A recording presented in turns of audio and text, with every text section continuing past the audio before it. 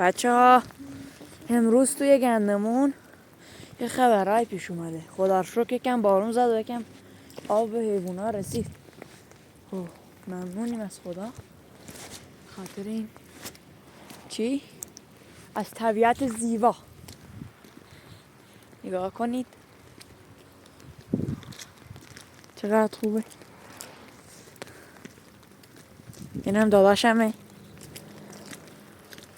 امروز اومدیم یکم گشت. حالا بچه شاید به من بگید که چرا اومدی تو این هوا سرد اومدی بیرون؟ اومدم فقط یه ولاگ بگیرم و اونجا رو نگاه کنید بچه مه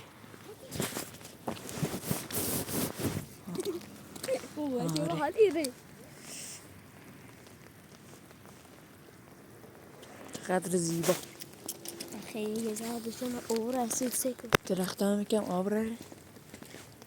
خاکر همه ایشتی شوری دکا